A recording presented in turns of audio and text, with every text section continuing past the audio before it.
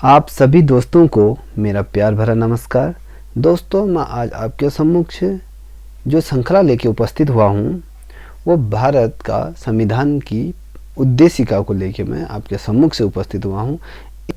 का जो संविधान निर्मित हुआ तब उसमें एक जो शब्द जोड़ा गया था, जो एक प्रस्तावना जिसे हम उद्देशिका कहे, प्रेम्बल भी जिसे हम कहते हैं, इसका जो शाब्दिक अर्थ होता है वो उद्देश्य होता है। और यदि मैं बात करूं जो प्रस्तावना में, इस उद्देशिका का संपूर्ण सार होता है। ठीक है, मान लीजिए जब कोई कार्य संविधान के जो अनुच्छेद हैं उसको मद्देनजर रखते हुए यदि नहीं होते हैं तो सुप्रीम कोर्ट ये कहता है कि आप पहले संविधान की उद्देशिका को संपूर्ण रूप से देखें, या हम कहें ये इसका सार होता है। जो ये किताब है, इस किताब का संपूर्ण सार उद्देशिका में छिपा हुआ है, इसलिए ये अपने आप में महत्वपूर्ण बिंदु होता है। ठीक है, अब इसका उद्देश्य क्या है? ठीक है, उद्देशिका का उद्देश्य क्या है, जिसे हम प्रेम्बल्स कहते हैं। संविधान बनाने का जो उद्देश्य, अर्थात यह हम कहें प्रस्तावना, इस चीज़ को दर्शाती है कि संविधान बनाने के लिए इसका क्या आवश्यकता पड़ी, इसका क्या उद्देश्य था।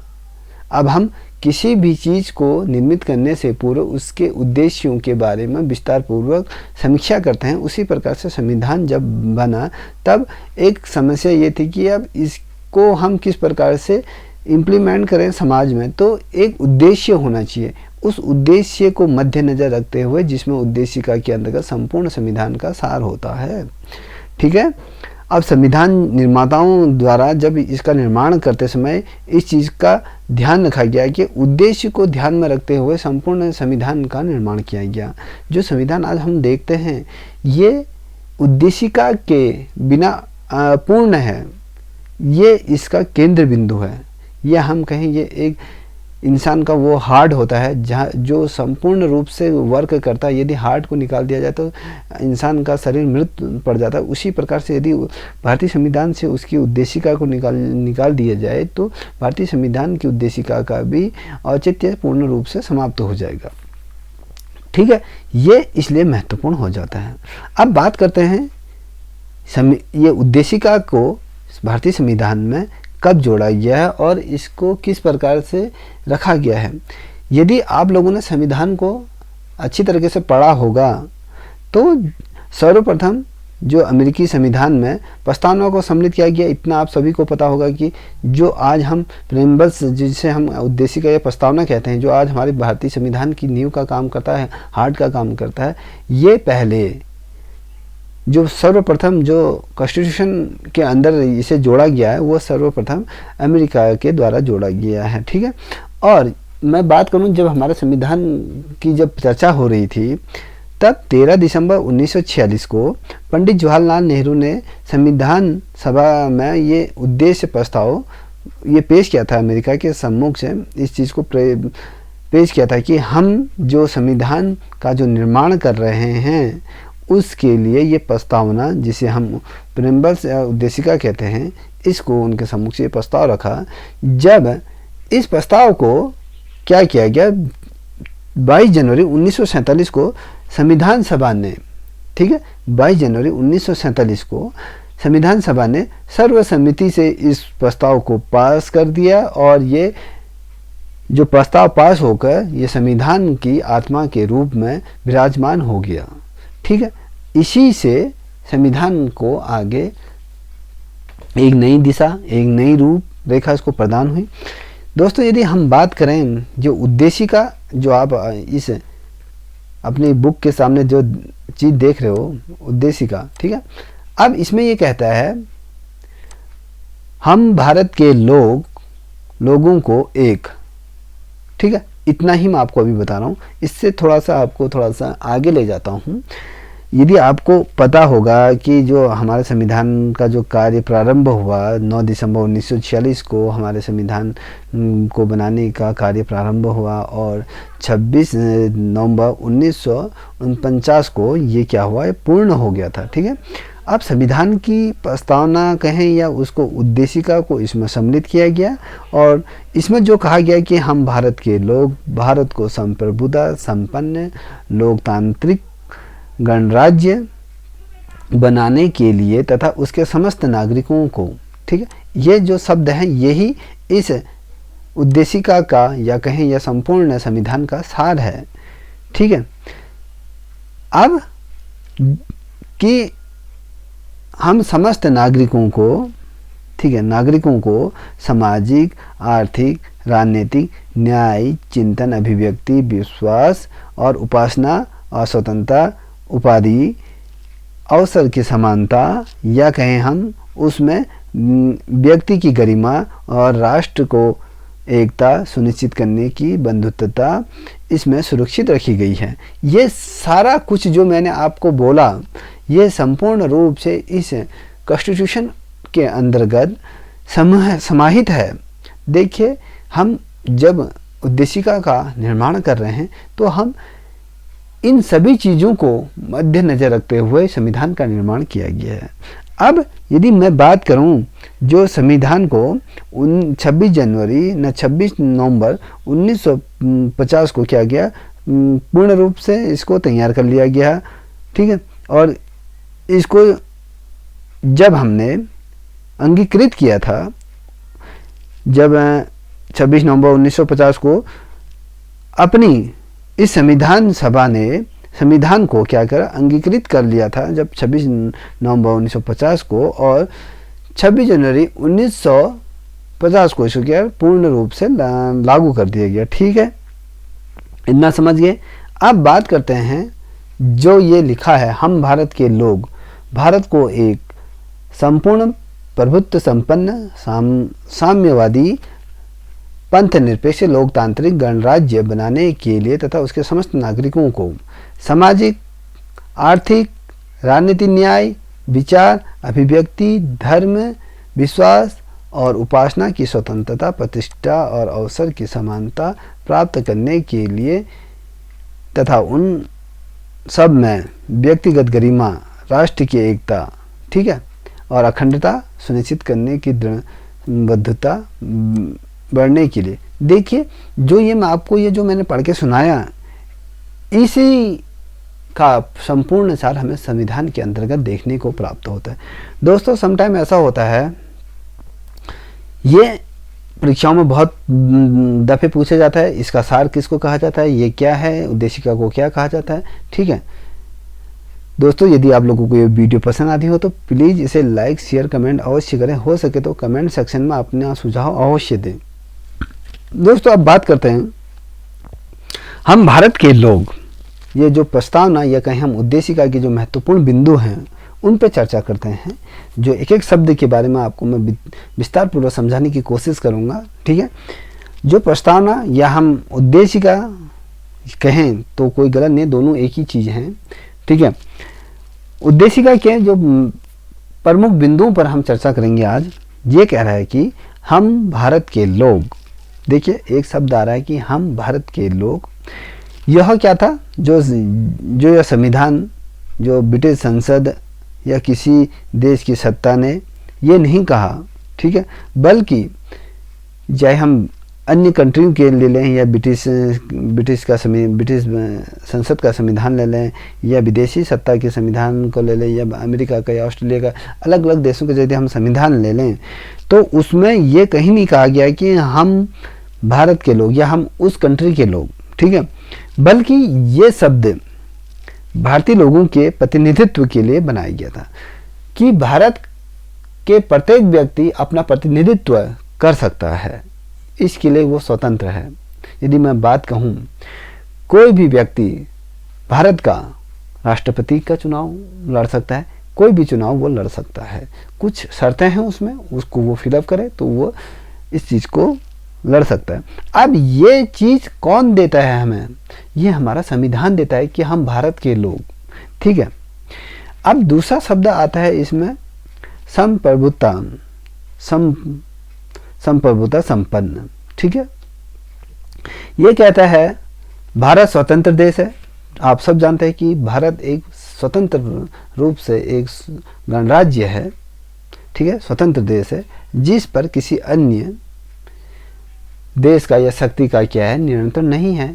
हम पे किसी अन्य का जो पहले नियंत्रण था, अब हम उससे मुक्त होकर हम स्वतंत्र हैं। अब हम पे किसी की बंदिशें नहीं हैं और हम क्या हैं, अपने आप अपने मर्जी के मालिक हैं। ये है ना कि किसी बाहरी शक्ति के नियंत्रण में हम नहीं हैं। ठीक है, ये कहने का मतलब है। अब ठीक है, अब समाजवादी, देखिए मैंने प्रभुत्व संपन्न की बात बताई। अब समाजवाद शब्द का मैं आपको अर्थ बताता हूँ। इसमें क्या कहा गया है, भारत लोकतांत्रिक समाजवाद के रूप में मान्यता दी गई। जो भारत को, देखिए लोकतंत्र के अंतर्गत इसको समाजवाद के रूप में इसको क्या दी गई है मान्यता, कि ये इस कॉन्स्टिट्यूशन ऑफ इंडिया जो निर्मित हुआ है, जो शब्द इसके अंतर्गत हैं, हमें अपने कार्यों का या अपने दैनिक जो दायित्व हैं उनका निर्वाह करना होगा। अब बात करते हैं पंथ निरपेक्ष। अब ये क्या होता है, जो भारत में सर्वधर्म समभाव का सूत्र क्या लागू है और राज्य में भी सभी का सम्मान है। यह कहने का मतलब है जो पंथ निरपेक्ष, देखिए इसके अंतर्गत भारत में किसी भी धर्म को थोपा नहीं गया है, उसमें अभिव्यक्ति की आज़ादी है। वो अपने आप को किस प्रकार से प्रस्तुत कर सकता है, ये इसके अंतर्गत वर्णित है। अब बात करते हैं लोकतांत्रिक।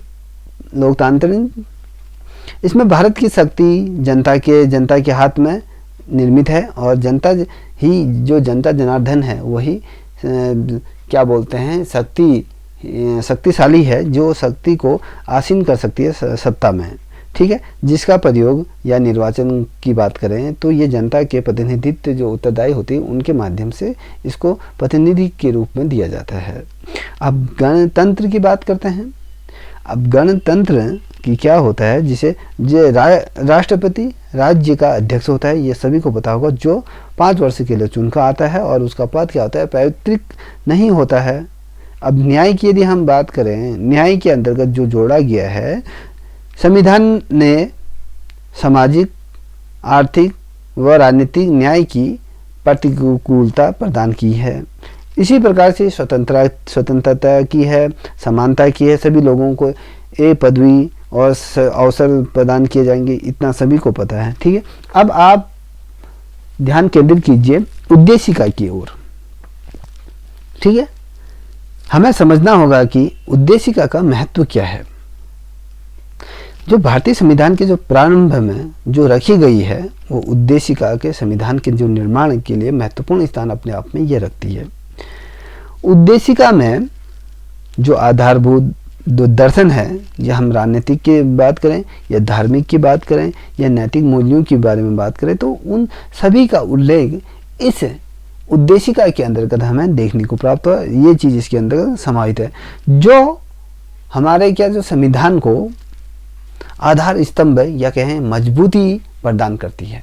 देखिए किसी भी संविधान की मजबूती उसकी जो प्रस्तावना होती है, ठीक है, या उद्देशिका प्रेम्बल, वो महत्वपूर्ण रखती है। यदि वो ना हो तो संविधान की कल्पना नहीं की जा सकती, क्योंकि उसी का संपूर्ण रूप से सार हमें इसके मध्य नज़र दिखता है और उसकी जो हर चीज़ों पर जो उसकी वेदनाएं हैं, हम उसकी कल्पना करते हैं, हम उससे उसका सहारा लेते हैं।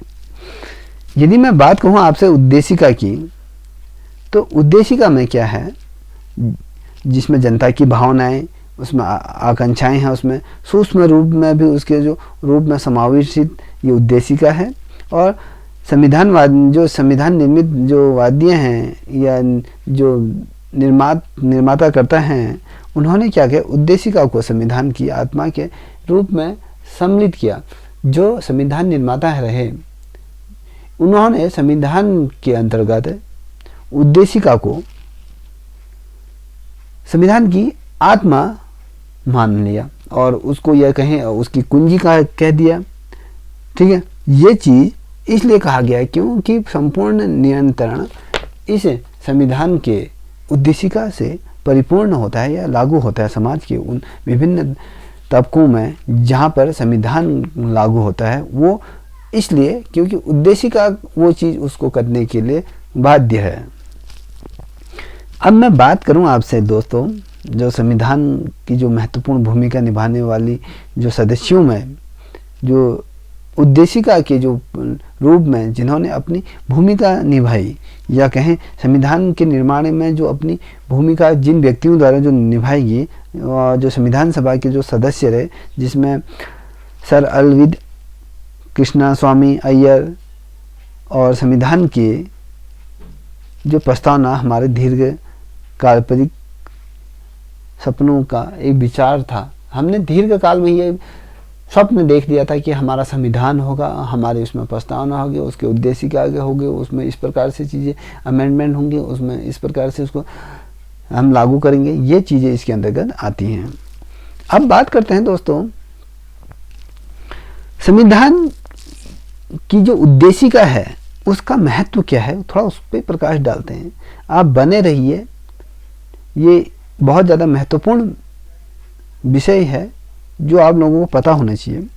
यदि हम उद्देशिका क्या महत्व के बारे में बात करें तो उसको 4 भागों में विभाजित किया गया है, जिसमें संविधान के जो प्राधिकार का जो स्रोत है और उसके पश्चात हम देखेंगे राज्य का स्वरूप कैसा है, फिर उसके बाद संविधान का जो उद्देश्य है के बारे में बात करेंगे, फिर जो संविधान को लागू होने वाली तिथि तक की बात करेंगे।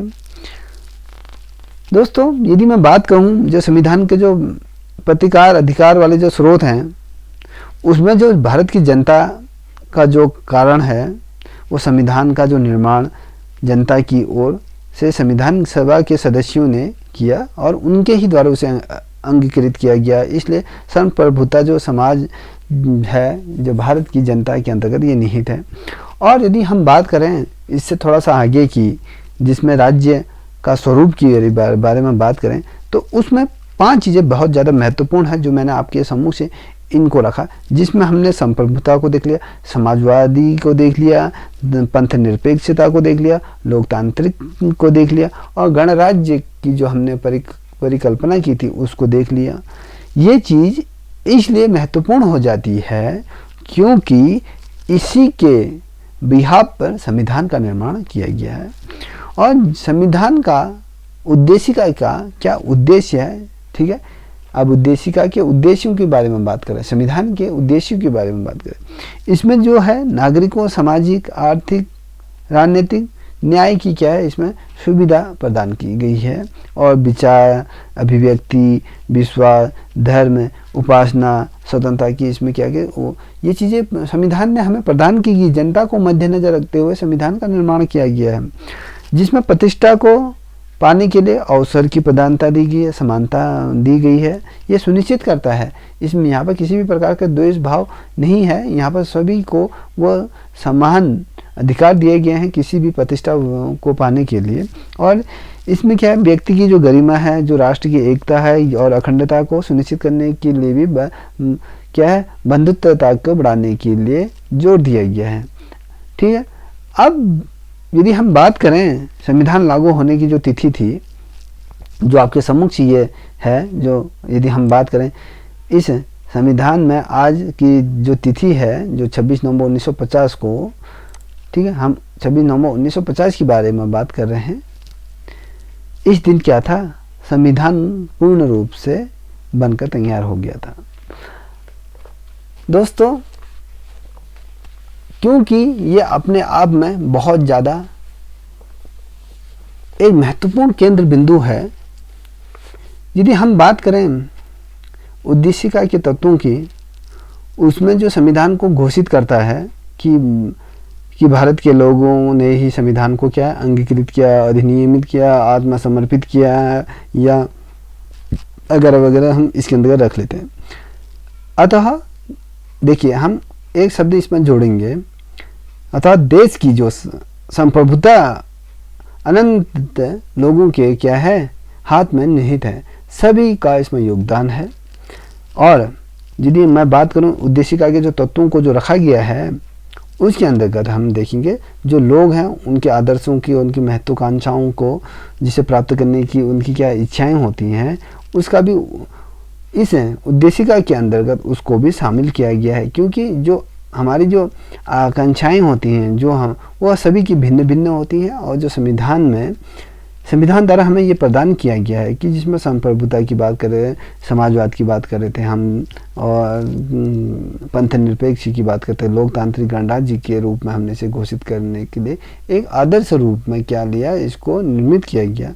और यदि मैं बात कहूँ दोस्तों जो आकांक्षाओं के अंतर्गत हम देखेंगे जिसमें न्याय, स्वतंत्रता, समानता और यदि मैं बात कहूँ बंधुता आदि के तत्व इसके अंतर्गत समावेशित होते हैं, जो आज भी हमें प्राप्त होते हैं और किए जाते हैं। ये जो उद्देशिका होती है उसका आदर्श महत्वाकांक्षाओं पर क्या होता है, निर्मित होता है। यदि हम बात कहें थोड़ा सा, आप विकिपीडिया के अंतर्गत यदि देखो तो उसमें स्पष्ट रूप से आपको ये दिख जाएगा कि संविधान को किस प्रकार से अंगीकृत किया गया है और उसमें किस किन चीज़ों को रखा। अब बात करते हैं, देखिए आपके सम्मुख जो ये रखा है कि उद्देशिका की प्रकृति कैसी होनी चाहिए, यह संविधान का एक महत्वपूर्ण अंग ही नहीं, क्योंकि राज्य के जो तीनों अंगों में कोई जो शक्तियाँ नहीं होती इसके अंतर्गत, वह अपनी शक्तियों के संविधान के जो अनुच्छेद हैं वहाँ से प्राप्त करते हैं और इसी प्रकार उनकी शक्तियों पर कोई रोक नहीं लगा सकता है। ठीक है।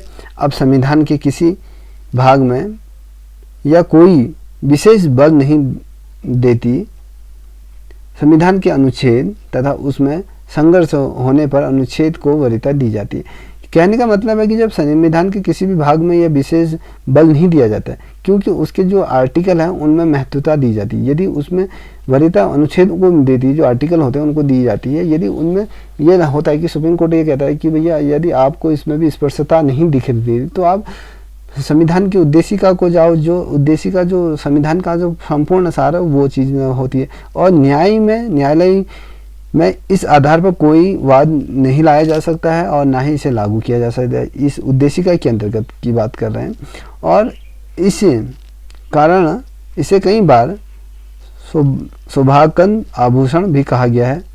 ठीक है।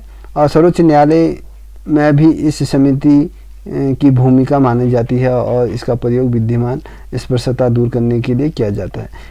ये चीज़ हमारे संविधान की प्रकृति है। अब उद्देश्य की बात करें तो ये कहता है कि उद्देशिका यह बताती है कि जो संविधान जनता के लिए और जनता की अंतिम संप्रभुता, जो संविधान का जो निर्माण किया है वो जनता के लिए किया गया है, जनता ही इसकी अंतिम क्या है, संप्रभुता, मगर इसकी जो सत्ताहीन कहीं या सत्ता शासक के रूप में इसे माना गया है। उद्देशिका के अंतर्गत लोगों के लक्ष्यों को और उसकी आकांक्षाओं को प्रकट करती है।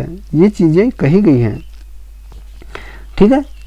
अब यदि हम बात करें जो उद्देशिका जो संविधान के भाग के रूप में है, यदि परंपरागत मत के अनुसार यदि हम देखें तो उद्देशिका को संविधान का भाग नहीं माना गया है, क्योंकि इसे विलोपित भी कर देते हैं तो संविधान अपनी जो विशेष स्थिति बनाए रख सकता है। यदि हम इसको थोड़ा सा हेर फेर भी बदल सकें तो संविधान की जो मूल आर्टिकल हैं, जो उसकी मूल विधाएं हैं, वो अपना स्थान बनाए रखती हैं। और इससे क्या होता है, पुस्तक के जो पूर्व परिचय को हमने जो आपके सम्मुख से साझा किया था पहले, बेरुनबारी यूनियनवाद जब प्रारंभ हुआ था 1960 में, यह प्रकट किया गया था कि सर्वोच्च न्यायालय के निर्णय दिया था कि जहाँ पर संविधान की भाषा संघिक लगे तो वहाँ पर प्रस्तावना विभिन्न निर्वाचन की सहायता ली जा सकती है और इसकी विधायिका का प्रस्तावना में संशोधन नहीं किया जा सकता। जो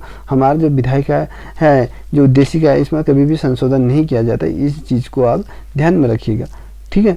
अब बात करते हैं दोस्तों जो संविधान का जो उद्देशिका का जो उद्देश्य होता है, संविधान के जो प्रमुख स्रोत हैं जिसमें उद्देशिका को स्पर्श किया जाता है कि संविधान के प्रतिकार का जो मूल स्रोत कहाँ से है और क्या है, जो भारत के लोग किसके अंतर्गत निहित हैं, संविधान का निर्माण का उद्देश्य स्पर्श होना चाहिए। क्योंकि वस्तुतः अगर हम देखें तो उद्देशिका में जो उन सभी जो अधिकार हैं, जो स्वतंत्रता की घोषणा की गई है जिसके अंतर्गत, उसमें भारत के लोगों के सभी नागरिकों के लिए सुनिश्चित करने की इच्छा थी। उद्देशिका में संविधान के जो अधिनियम हैं उनकी तिथि का उल्लेख है। अब उद्देशिका क्या होती है, देखो दोस्तों, उद्देशिका में भारतीय जो राज्य व्यवस्था है या कहें हम सरकार के जो रूप हैं, वो साथ साथ नागरिकों के जो मौलिक अधिकार है, उनकी स्वतंत्रता का भी क्या है वर्णन करता है। इन सारी चीज़ों का समावेश हमारा उद्देशिका के अंदर को देखने को मिलती है, जिसमें हमने आपको बताया कि संप्रभुता क्या होती है और समाजवादी क्या होती है और पंथ निरपेक्ष क्या है। देखिए, एक शब्द मुझे याद आ रहा है कि एक संप्रभुता राज्य होने के नाते भारत में जो विदेशी सीमाओं का अधिग्रहण या किसी अन्य देश के पक्ष में अपनी सीमा के किसी हिस्से का दावा छोड़ सकता है, ये इसके अंतर्गत कहा गया है। और साम्यवाद के अंतर्गत जो यदि हम बात करें तो भारतीय जो साम्यवाद या मार्क्सवाद के अंतर्गत जो गांधी जी का जो मिला जुला जो स्वरूप देखा हमने, उसमें गांधीवाद और जो समाजवाद की ओर क्या है उसका ज़्यादा झुकाव देखने को हमें मिला था। और यदि मैं बात कहूँ ये पंथ निरपेक्षता की यदि हम बात करें, इसमें क्या था, भारत एक पंथ निरपेक्ष राज्य है, ये सभी को पता है। और इसका कथन यह नहीं था कि भारत में एक धर्म विहीन हो या भारत एक ही धर्म के अंतर्गत हो, इसमें अलग अलग धर्म ना हो, ऐसा नहीं है। इसमें सभी धर्म, सभी अधार्मिक और धार्मिक विद्रोही राज्य है, ऐसा कुछ नहीं है। इसमें सभी धर्मों को समानता से क्या हो गया, वरीयता दी गई है। और इसमें इसका जो सीधा अभिप्राय यदि हम कहें संविधान के अंतर्गत, जिसमें राज्य स्वयं में धार्मिक नहीं हो सकता है और जो सर्वधर्म भाव का जो स्वरूप है वो प्राचीन सिद्धांतों के अनुसार होता है, ठीक है।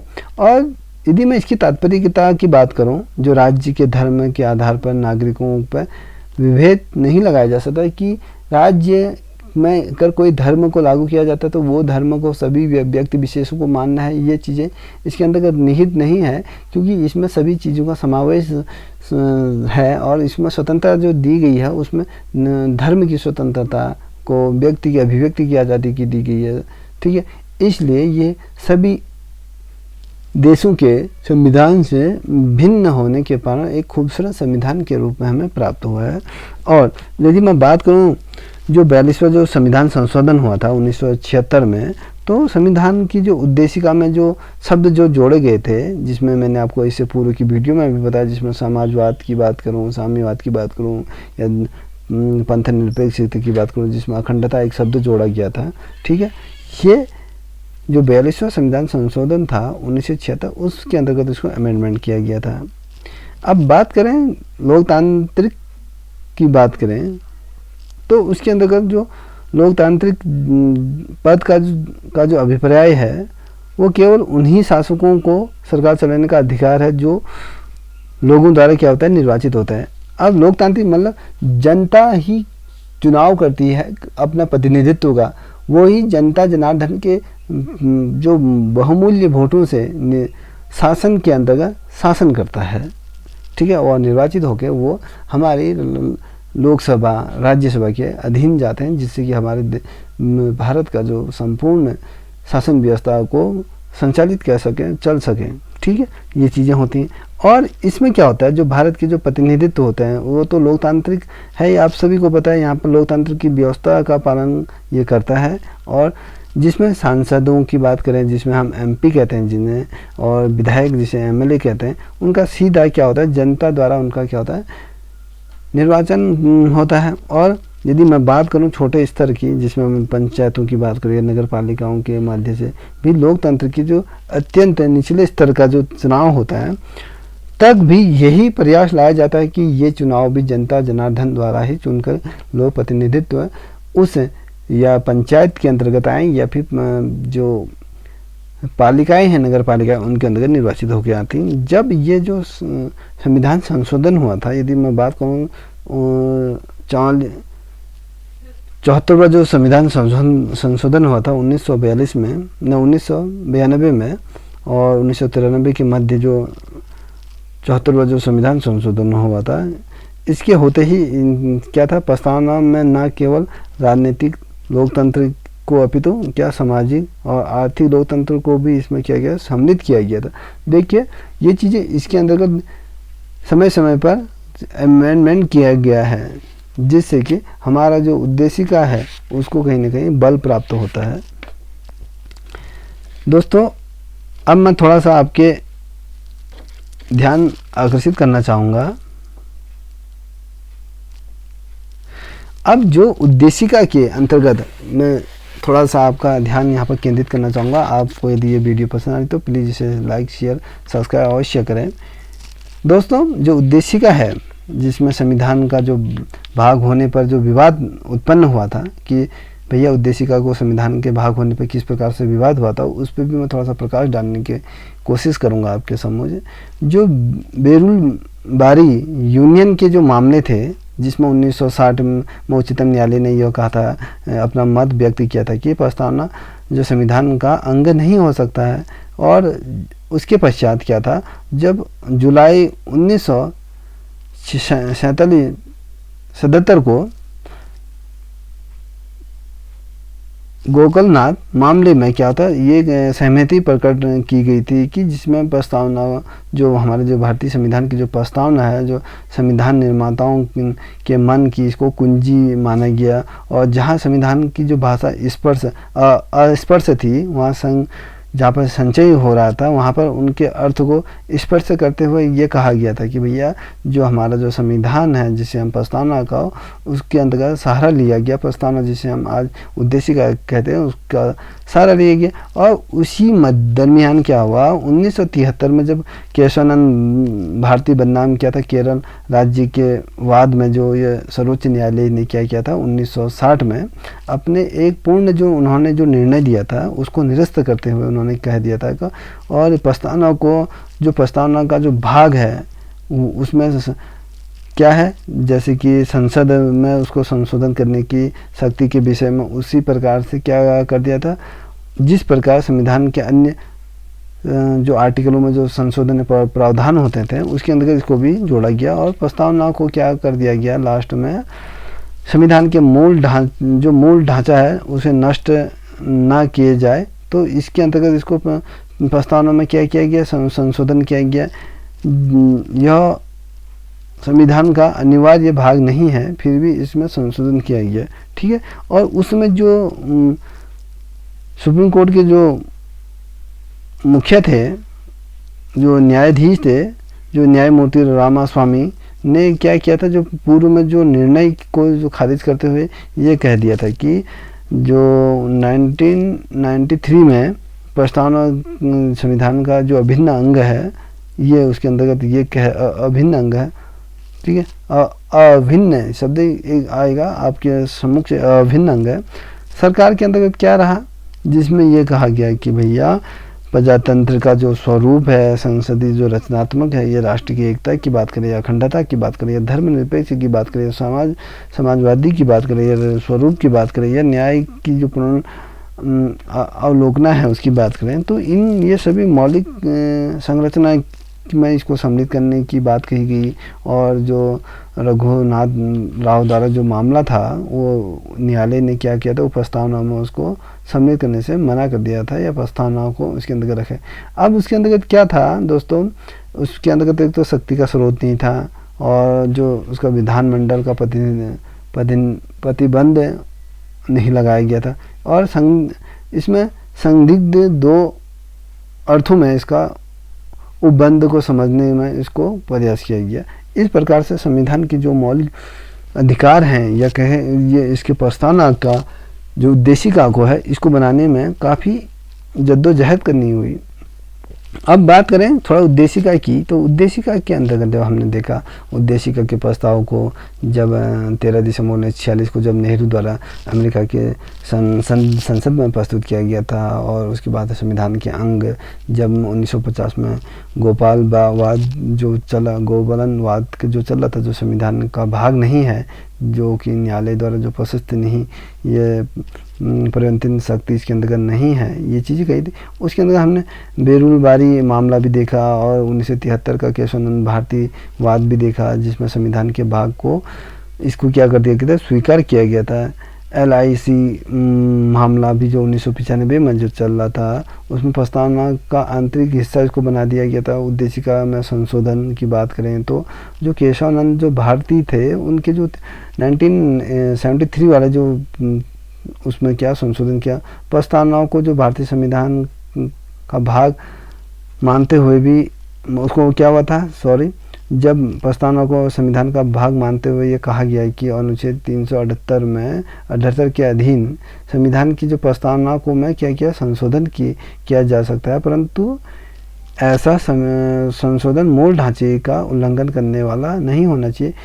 संशोधन हो सकता है, मगर जो हमारा संविधान का जो मूल ढांचा है उसमें कई प्रकार की खजर बजर नहीं होनी चाहिए, इस प्रकार का ये चीज़ें कही गई थी। उसके बाद हमने देखा 1942 का संशोधन, 1976 का जो संशोधन था, जो प्रस्तावनाओं को समाजवाद के अंतर्गत जो धर्मनिरपेक्ष अखंडता जो शब्द जोड़े गए थे, तो ये जो शब्द जोड़े गए थे वो 3 जनवरी 1977 को इसमें संशोधन का प्रावधान रखा गया, ये चीज़ इसमें जोड़ी गई।